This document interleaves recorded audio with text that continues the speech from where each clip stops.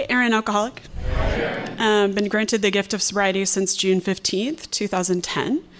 And I'd like to take a moment of silence for a moment to recognize Jeff N., who's a member of the group who just had brain surgery. He had an abscess in his brain and is in the ICU now in somewhat critical condition. So I think a lot of us know him. So if you could just send well wishes into the universe for him, as well as his partner, Philip, who is taking care of him. Thank you.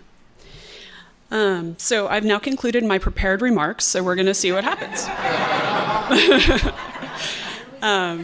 Yeah, right? Okay. So let's see. I was born in Piedmont, California, which is a small town next to Oakland, which you may have heard of. It was the gang capital of the United States for a while, but Piedmont was a bit like Highland Park, not to out myself in that regard, but it was an insulated community about a mile by a mile and a half, and everybody knew each other there.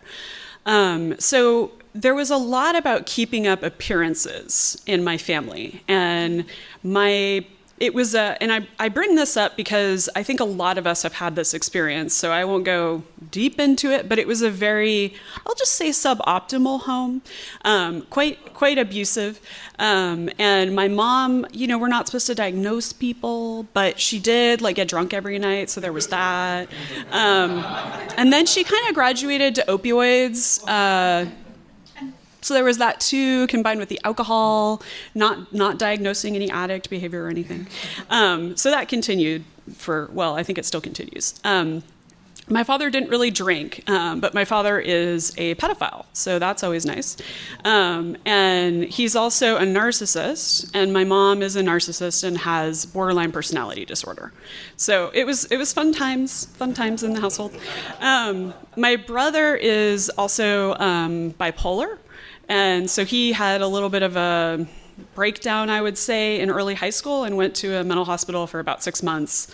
So that was also, it was entertaining, right? So see what he would say. He was like, I'm hearing voices. I'm like, I don't hear anything, but whatever. So I grew up in that household, and then just a bunch of stuff happened. But we tried to keep it on the down low in the community. And that was, I thought I was more successful at that. However, I was recently having a conversation with my cousin. We were in the same grade we were in the same grade. And then in middle school, we were in the same school. So we had a class together, and there was a time when I had a cousin who killed himself. And so that could not be known. So I thought I had been doing a really good job keeping up appearances. However, she was like, yeah, Erin, we all knew something was wrong. So, the whole keeping up appearances didn't go so well. My parents got divorced when I was in 4th grade. And I think that was a good thing, because then my father was away and I didn't really have to talk to him as much. So I didn't drink. I was seeing a therapist from the time I was 5 because my brother tried to kill me. But anyway, that was another story. He put a noose around me, and then my parents walked in. So that was handy, right? But so they were like, well, let's send Erin to therapy. Now, they did eventually send him to therapy too, which you would think would be the first reaction. Anyway. It is what it is. And my father, for the whole incident, was like, oh, everything's fine. And my mom was like, I don't think so. So that kind of gives you an idea of my father's personality as well. So I was seeing this therapist, and she was very much trying to, she was seeing the whole family. So she was trying to help. And I remember, fast forward to 8th grade, I stopped seeing her. I didn't know this, but she was a Holocaust survivor and was dying of leukemia. And so she had to stop seeing our whole family, basically. And she just said, oh, you've graduated from therapy, right? But she told me 3 things to remember. And one of those things was, you will be very likely to become an alcoholic or a drug addict, so you need to stay away from addictive substances. And I carried that with me because, and then there was DARE. Do you remember DARE? To keep the kids off drug? Right. That scared me. It did. And it worked for a time. So I didn't drink. I went to school at first in Berkeley, California. You may have heard of that, right? So that was like 9th grade. And then I moved to Silicon Valley for 10th and 11th grade. I graduated early because I wanted to leave the house. But, I was offered pot. I was like, oh my God. Help me, right? And alcohol, I hung out with the nerds, so didn't really do much of that drinking. I didn't do any drinking, frankly. Then I went to Mount Holyoke for a year and a half, and which is a women's college, came out as lesbian, and newsflash, lesbian, right? Just in case there was any misunderstanding there. I remember there was like a group of people I was hanging out with, and they were doing pot because they said it helped them with their English paper. I don't know. Whatever. And then they were drinking, right? And so I kid you not, it was 1/3 of a wine cooler. And I'm like, oh, see, it doesn't work. Yeah, no, don't worry. It got worse after that. But, so I didn't drink. And then, fast forward to, it was the end of my first semester in my second year in college, and I had come out as a lesbian. My mom wasn't too thrilled about this. I wasn't talking to my father, and so she stopped paying for college. So that was unfortunate. Now, she said the two were not related. I just, anyway. Correlation does not equal causation. However, in this case, it does seem suspicious. So anyway, she wanted me to move back in with her, and her, I think she'd divorced her second husband by this point. They met, they married, they filed for divorce within 1 year. So that was a very successful relationship. Anyway, so she wanted me to come home, and she thought that was the only option. But lo and behold, I had met a woman on my first day on AOL. Dial up, that's right. And I was in a lesbian chat room, and so we met. She lived in Boston. She was 9 years older than I was. And I was like, hey, Julie, I'm going to move in with you. And she's like, come again? Because we'd been dating like 3 months. And I'm like, yeah, I'm moving in with you. Isn't that exciting for you? And she was like, oh, okay. So anyway, we were together for 5 years. I moved to Boston, and then I went to school at night, and I worked during the day. It was the dot-com bubble. So I had all this experience as a technical writer because I was an English major originally. So I'd written this article about why Budweiser was contributing to the gay and lesbian community, and I submitted that in my interview. I did. And I got the job. Have you heard of the Dilbert principle? Just saying. Okay.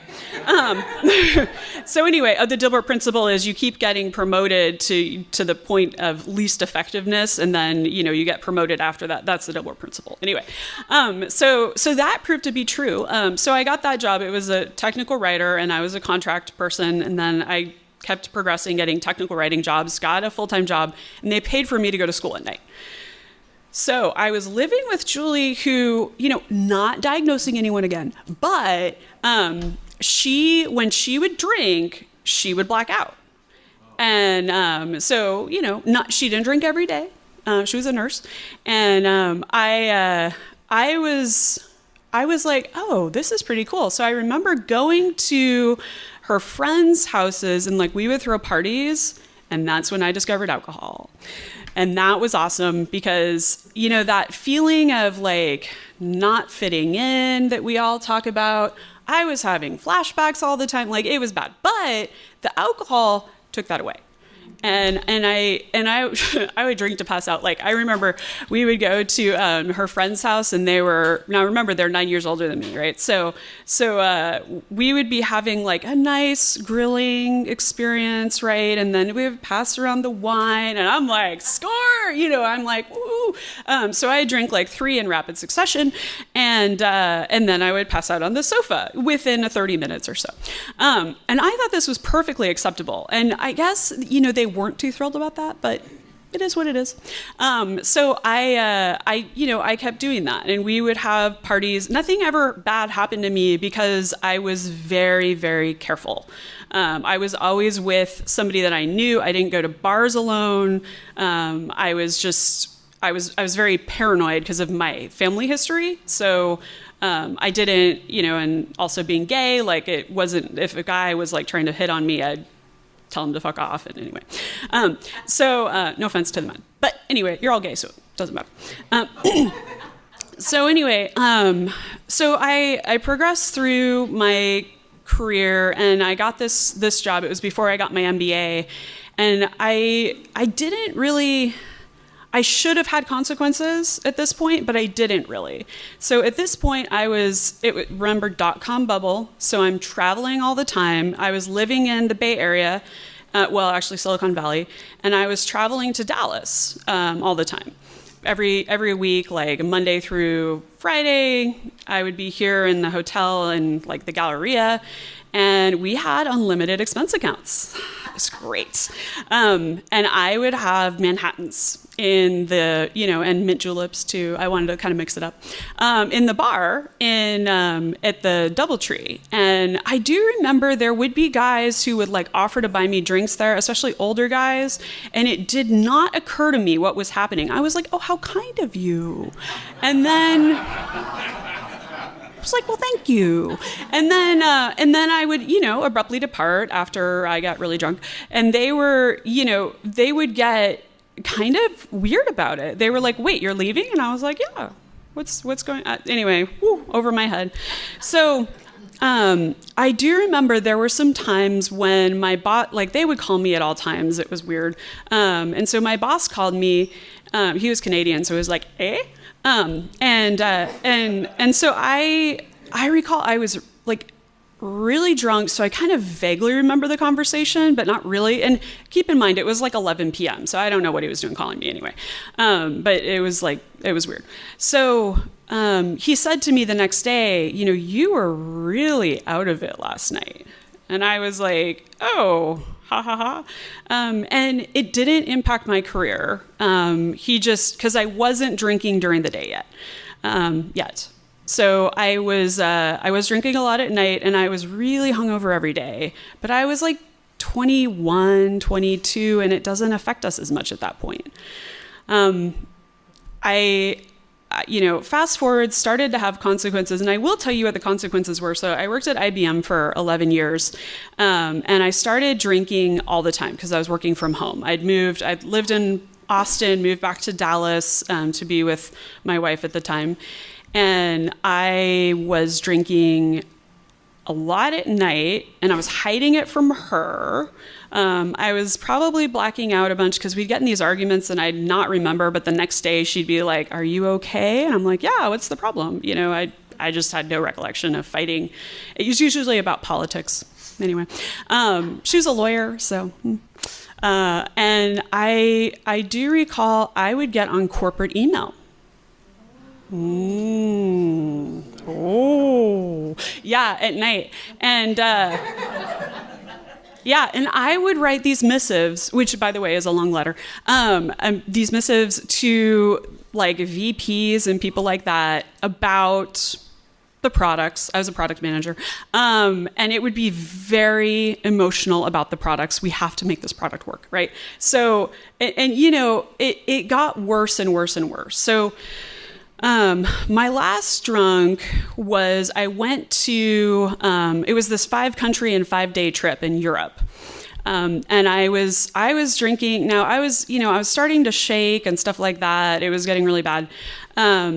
And I was there with an employee of mine. He was much older than I was. And so we would go, basically we were in one city. We would go, to the bar that night. We'd go to the airport. We drank. We'd go to the hotel after flying to the next location. We drank. And then we'd have to get up at 6 a.m. and then we'd repeat the whole thing after doing customer visits. Well, I was really sick and I was shaking and I was like barely functional. And it had just kept progressing and progressing and progressing. And I had an incident where I wrote like really unintelligible emails, like a few of them, and I got really scared. I think I was in Paris at the time, and I didn't remember it. Like I woke up the next day and I had written this huge email in addition to those that I had passed out before I pressed send to the general manager, and it was totally unintelligible. And I was scared. I was like, I am going to lose this job. Like, I didn't know what the consequences were going to be. So anyway, went to Germany for the next one, barely drank. And then I was on a plane home. And I didn't know if I was going to lose my job, but I had been doing things like reading about alcoholism. And I had read the big book. And I had argued with the big book when I was reading it, like it could talk back, especially the We Agnostics chapter. I had a real issue with that chapter, and then I was drinking while I was reading it, by the way. So, yeah, I was like, I do not relate, but it had planted seeds, and I started realizing that I was really born in the wrong country, because I was looking at the average per capita consumption of alcohol, and I realized that had I been born in Russia, 47 liters per year on average. Yeah. Anyway, I'm on the plane back. So I had like 2 drinks, and it was those horrible wine, from the carton or whatever. And I realized at that point, like I had, that moment of recognition that if I kept drinking, I would lose everything. I knew I would lose my job. I wasn't real clear if I was going to lose that anyway.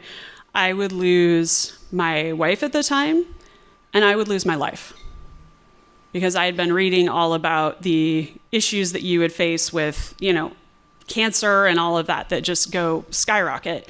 And I'd also been taking sleeping pills with the alcohol, which was a really bad idea. And it had gotten to the point where I would cry when I was drinking, and I would get suicidal.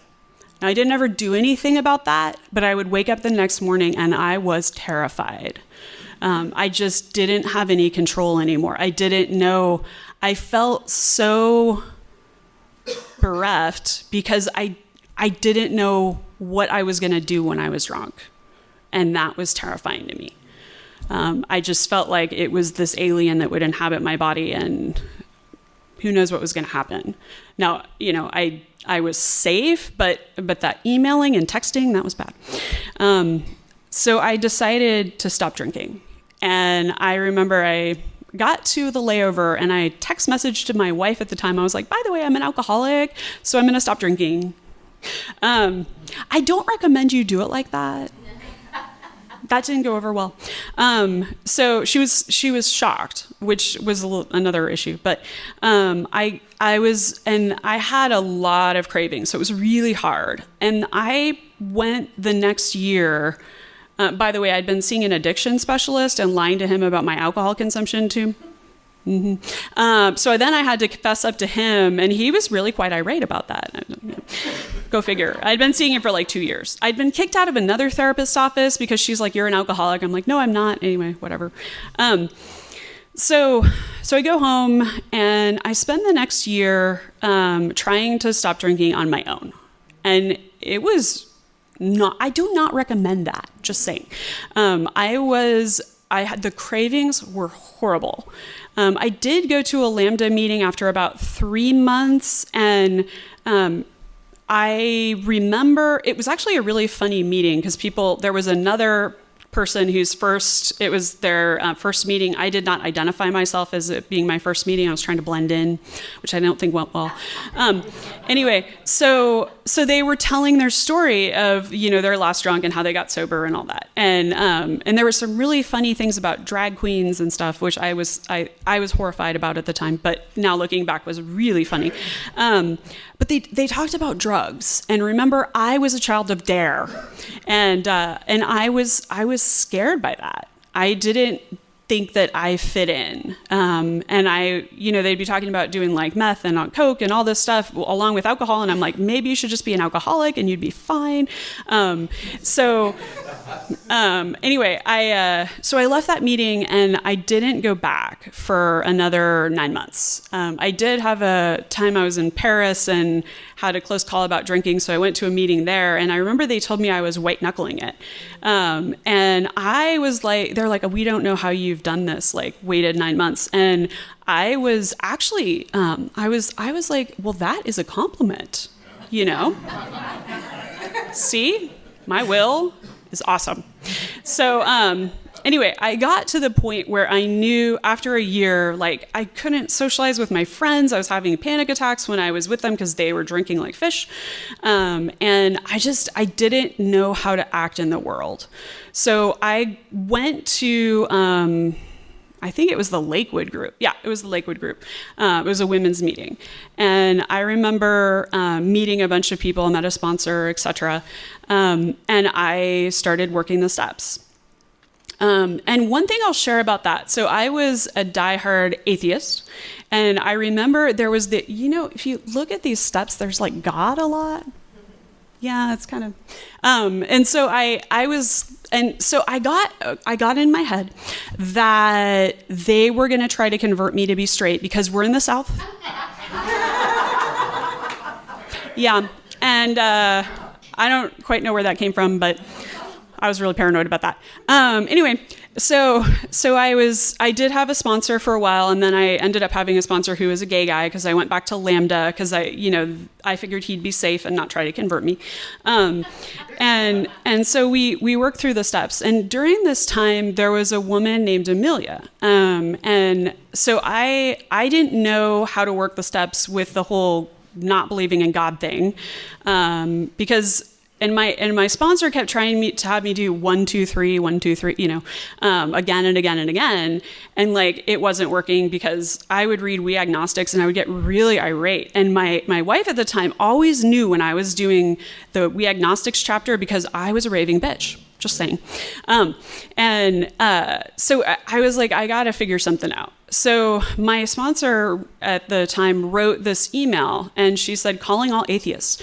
And Amelia, yeah, I know, it was a funny one. And this Amelia answered, and she's like, look, I'm an atheist, so I will work with you. And so she was a lesbian too, so she wasn't going to convert me, so I was good.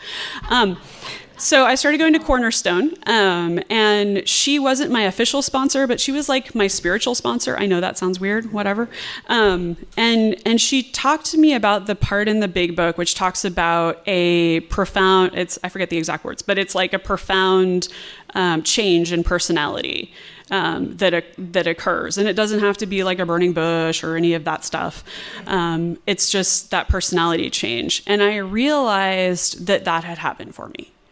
I hadn't gotten through the steps yet and all of that, but I started to have hope because throughout my life, I had felt profoundly alone. And I think a lot of us feel that way, that sense of being in a room of people and not fitting in, not knowing what to say, and it got worse when I stopped drinking because then, all the reasons that we drank come up and we don't have any way to anesthetize. And that was where I was. But she helped me understand the steps in a way that I could conceptualize, and that made a big difference. So, we talk about admitting we were powerless over alcohol, and I was really clear about that, right? I just had to go back and think about my emails. Yeah, the emails, not good. And I still had that job at IBM, by the way. And it was really quite stressful, but it was... people would be like, why aren't you drinking? Because the job's stressful. And I'm like, no, it's not. Yeah. Anyway, I started realizing I was powerless over alcohol, and I had known that, but the cravings didn't go away. In fact, the cravings took a few years to go away from being really profound. And what made them go away was getting divorced, ironically enough. So again, not diagnosing anyone. But my wife at the time was getting getting drunk every night, and I would go to AA and she would go to happy hour. And I remember when she said she wanted a divorce, she said, this relationship stopped working when you got sober. And it was quite painful to hear that. Now, it hadn't really been working, and she cheated on me twice, so there was that too. But she was right. It really did, because I felt like we had this connection around drinking. And then when I got sober, I changed. And it stopped working. And that was really hard, but I was able to lean on the AA community. And I had lost that feeling of being alone. I suddenly knew that I had a group of people that I could rely upon that were there to help. And I had never felt that safety net before. So I was learning to grow up in the program. I remember going to, events we'd have, like little AA events, and I just I didn't even know how to relate to people anymore without alcohol, because I couldn't. I just couldn't figure out what to say. I was like, hi. And then I was like, I don't know what to say now. So I told that to my sponsor, and she's like, say, how are you? And I was like, oh, okay. Anyway, I also was reading the St. Francis prayer, and I found that really helpful because, people love to talk about themselves. So you start asking about them. And I was also looking to be of service to other people because I had been quite, that sense of everybody's looking at me and nobody cared. Nobody was looking at me, whatever. But that sense of being alone, in a group of people, and not being able to relate, I was able to get over that. And I was able to, I would say kind of bloom in a way that I had never been able to do before without the use of alcohol, and have fun in a way I couldn't do before because, it was not good with the alcohol. I'd start crying and they'd be like, why are you crying? I'm like, I don't know. Anyway, I was also taking antidepressants. Do you know alcohol's a depressant? It said on the bottle not to do the alcohol with the antidepressant because it was a depressant. I didn't make that connection. Anyway, so it started working much better when I stopped drinking. So then we came to believe that a power greater than ourselves could restore us to sanity. And I knew that my drinking, and what I realized too was, even though I had that year when I stopped drinking, but I was not coming to AA, and all those character defects came out. I was honestly kind of a raving bitch, just saying. My employees did point that out to me on occasion. And I was like, oh, sorry. Cause they'd known me for, 8 years at this point. So they felt comfortable telling me that I was being an ass. I had to figure out, what am I going to do with this? How do I act now? How do I deal with frustration? How do I deal with feelings? I don't know. So the came to believe that a power greater than ourselves could restore us to sanity, I had to conceptualize as the universe, or I remember Amelia told me that it was about believing that I wasn't in control. And that was what mattered. I didn't need to know, I didn't even need to believe that someone else was in control. I needed to know that it wasn't me.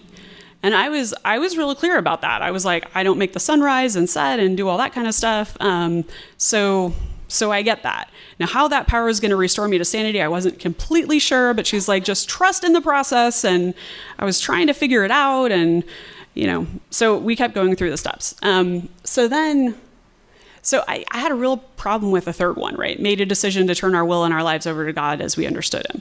Because I remember I tried for a while speaking, in my car to the higher power, and I felt like an idiot. And And I just realized that didn't work for me.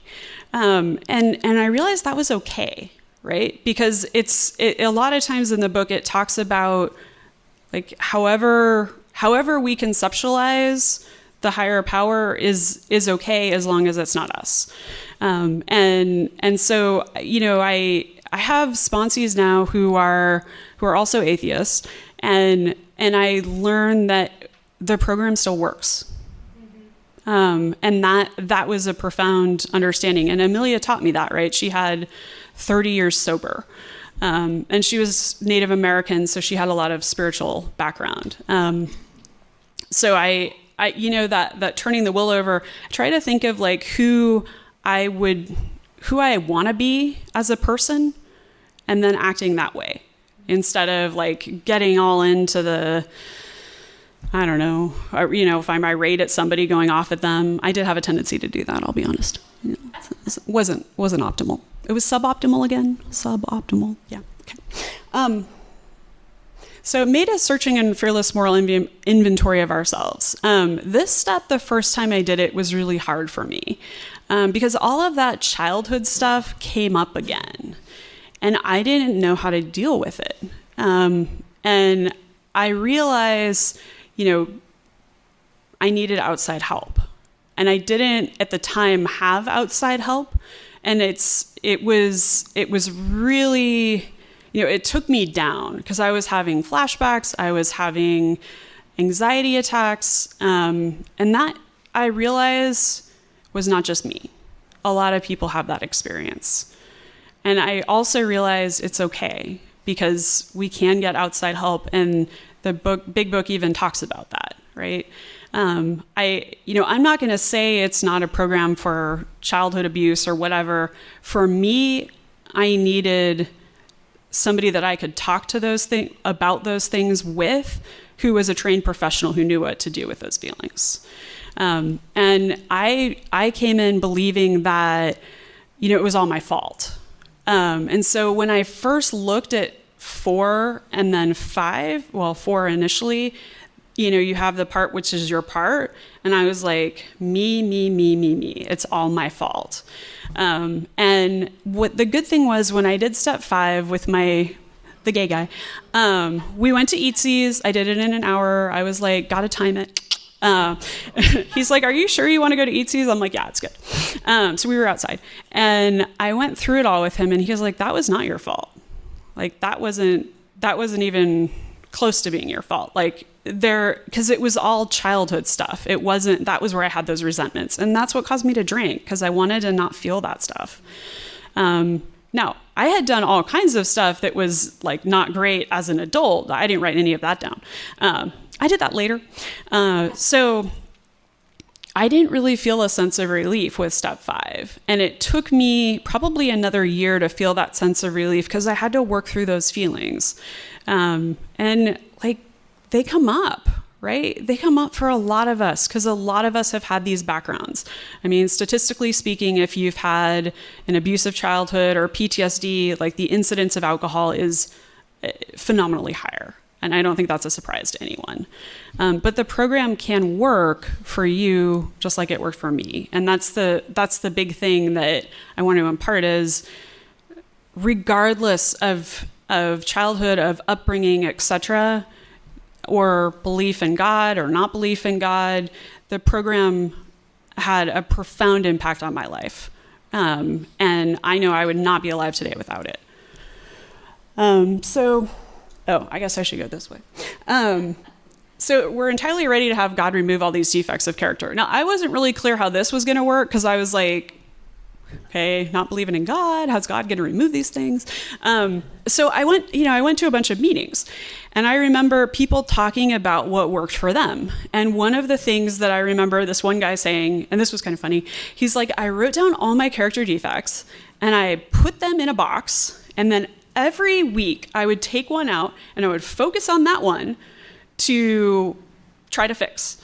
And he's like, I did it for a year, and it was the dumbest thing I have ever done, because it does not work. He's like, because the whole point is that like your higher power is supposed to remove it from you, not that you remove it from you. And I was like, oh, that's interesting. So what he said was, I learned that it was about acting as if I didn't have it. Instead of focusing on the negative, it was about who do I ideally want to be, and acting that way. And like, sometimes it doesn't work like that day, right? And that's okay. It's becoming aware of that. And then for me, it was like, I'll just try again tomorrow, and that's all right. Because I was really overwhelmed when I first saw all these character defects. I was like, oh my God, I'm just a horrible person. We have some people who think they don't have anything wrong with them, and some people who think they're the worst person in the world. I was on that side, the worst person in the world. And somebody pointed out to me that there's only one worst person in the world, and it probably wasn't me. And I was like, oh, and we talk about ego in reverse. And I at first took that to mean, well, I'm even more the worst person in the world. But it was a process of realizing, like, no, that's ridiculous. Like, you're in the middle of the pack. Like, I'm not the worst, I'm not the best, I'm just in the middle. I'm just a regular Joe, right?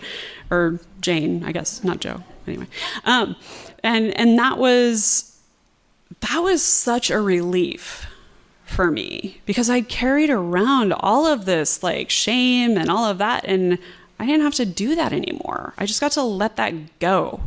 And that's the biggest thing that I got out of step 6. That we did the humbly asking to remove the shortcuts. Okay. So made a list of all persons we had harmed. And so I remember I made this list, and one of them was this boyfriend. I had one boyfriend. I had this boyfriend in high school because people started thinking I was gay, and yeah. So I went to great lengths to hide it.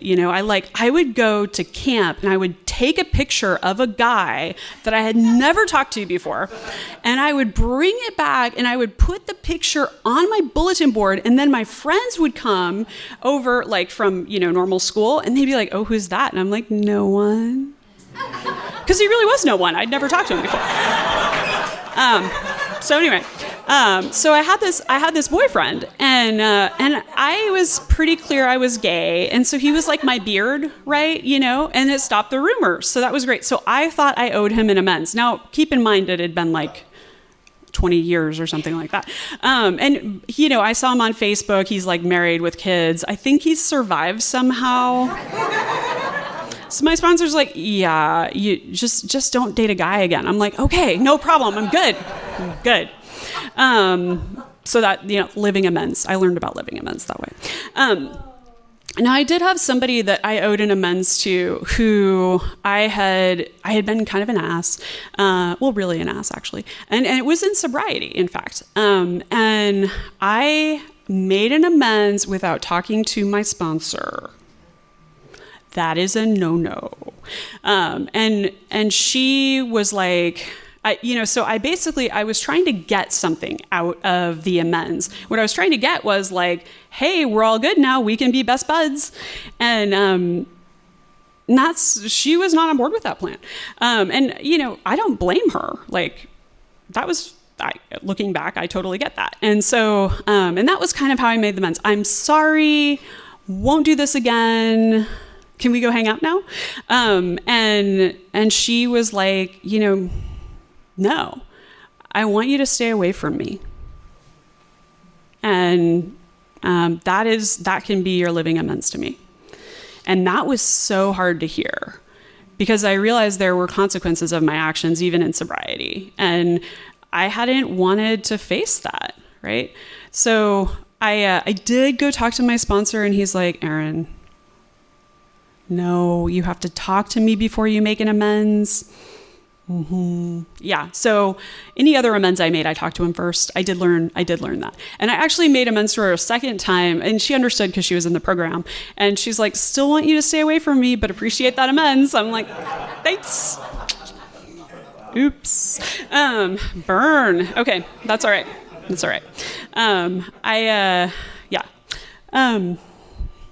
Okay. Yeah, continue to take personal inventory, and when we were wrong, promptly admitted it. So it's a program of progress, not perfection. I do not always realize when I do something wrong, and sometimes I really don't want to make an amends for it. But, that's part of the program, and that's how we grow. That's how I grow. So I have to stay, it's been 12 years. And some people say, well, haven't you graduated yet? Nope. Not doing this perfectly, just saying. So I have to stay close to the program. I have to stay close to my sponsor and sponsees to hold myself accountable.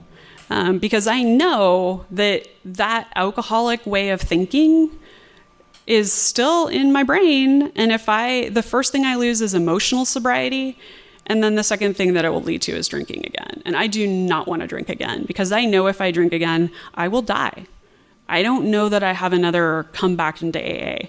I am terrified to think of what that would be like, because there were so many close calls taking, sleeping pills with like 3 bottles of wine. Like, who does that, right? And just being suicidal and then waking up the next morning. I mean, it was horrible. It was a horrible experience. And it goes back to that powerlessness. And I think that's the only step we have to get perfectly right, is to recognize we're an alcoholic. So yeah, practicing the principles in all our affairs, I definitely realize is absolutely critical. Thought through prayer and meditation, and then taking the steps to others. Sponsorship has been so transformative for me, because I got out of self. And that was, whenever something hard is going on, I try to be like, hey, sponsee, how you doing, right? They don't know that it's helpful for me, but it is, because sharing how they're doing takes me out of self, and then I get to be of service, and esteemable acts makes for self-esteem, right?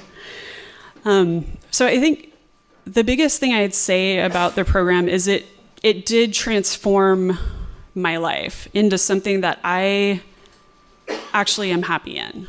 And I didn't think that was possible, because I had a lot of like emotional baggage from the past, and I didn't know how to exist in a way that wasn't so painful. And alcohol made it better briefly, and then it made it so much worse.